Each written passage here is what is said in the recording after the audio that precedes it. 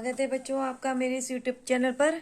आज हम class 9th की भारतेंदु हरिश्चंद्र जी द्वारा रचित प्रेम माधुरी की कुछ पंक्तियों की व्याख्या करेंगे। तो इससे जो पहली वाली जो पंक्तियां हैं वो हमने मेरी पहली वाली वीडियो में है, तो वहां से देख लीजिए। तो देखिए, जिये पे जूं होई अधिकार तो विचार कीजिए, लोक लाज भलो बुरो भले ही निर्धारिये, भले निर्धारिये। जिये पे जो होई अधिकार, तो इसका संदर्भ है कि प्रस्तुत पद्यांश हमारी पाठ्य पुस्तक के काव्य खंड के प्रेम माधुरी शीर्षक से लिया गया और इसके कवि भारतेंदु हरिश्चंद्र जी हैं। तो इन पंक्तियों में गोपियां जो है उद्धव जी से कहती हैं कि जिये पे जो होई अधिकार, जिये मतलब हृदय पर, जू यानी यदि। तो गोपियां उद्धव जी से कहती हैं कि यदि हमारे हृदय पर अधिकार होता, यदि हमारे हृदय पर अधिकार होता तो हम विचार करती। तो कह रही है लोक लाज भलो बुरो भले निर्धारिये। तो वो कह रही है यदि हमारे हृदय पर अधिकार होता तभी तो हम लोक लाज, लोक लज्जा, अच्छे बुरे, भलो बुरो, अच्छे बुरे भले आदि का निर्धारण कर सकती। नैन श्रोण कर पाग सबे पर बस भये। नैन मतलब नेत्र, श्रोण कान, कर हाथ, पग पैर, सबे परवश, परवश यानी पराए, दूसरे के वश में।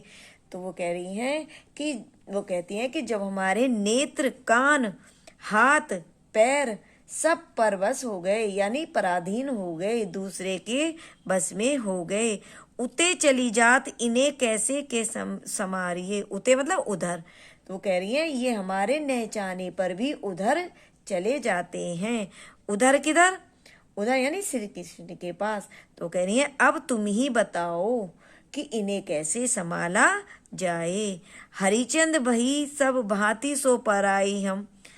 तो गोपिया आगे कहती है कि हम तो सब प्रकार से, हरिचंद जी कहते हैं कि गोपिया कहती है कि हम तो सब प्रकार से पराई हो गई हैं यानी दूसरे के बस में हो गई हैं। इन्हें ज्ञान कही कहो कैसे के निवारिये। तो कह रही है जब इन्हें किन्हें, नेत्र, कान, हाथ, पैर, मतलब इन्हें ज्ञान ही नहीं है, ये तो क्या है, ये तो दूसरे के बस में है।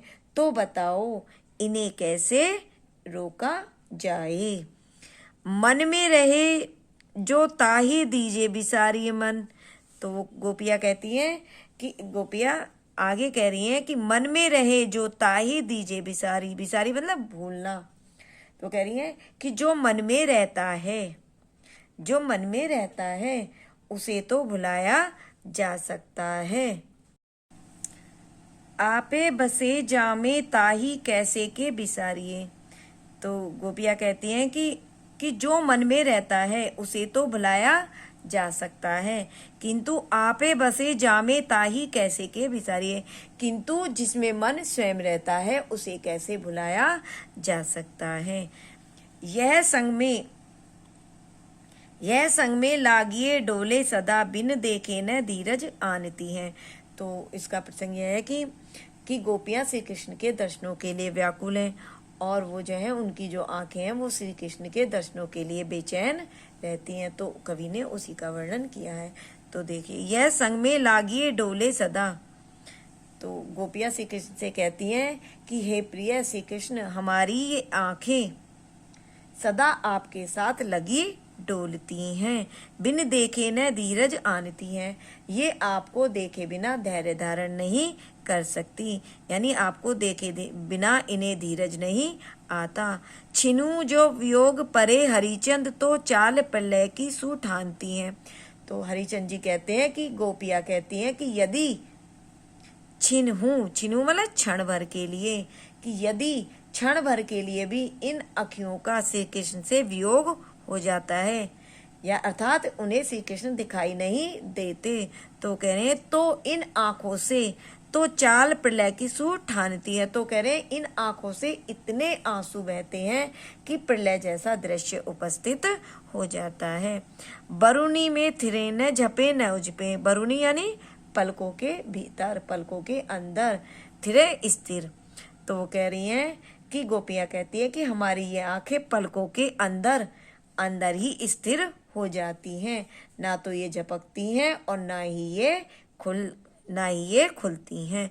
पल में न समाइबो जानती हैं, यानी पलकों के अंदर ही सीमित रहना तो ये जानती ही नहीं है। पिए प्यारे तिहारे निहारे बिना, अखियां दुखियां नहीं मानती हैं। तो गोपियां आगे कहती हैं कि हे प्यारे प्रियतम, तुम्हें बिना देखे तो हमारी ये जो दुखियां आंखें हैं, तुम्हें निहारे बिना तो हमारी ये दुखियां आंखें मानती ही नहीं हैं। तो काव्य सौंदर्य इसका भाषा ब्रजभाषा है, रस श्रृंगार रस है, और अलंकार अनुप्रास और मानवीकरण छंद सवैया है। बच्चों, यदि मेरी वीडियो पसंद आई हो तो इसे लाइक करिए, शेयर करिए, सब्सक्राइब करिए और साथ ही साथ कमेंट्स भी करते रहिए। तो धन्यवाद।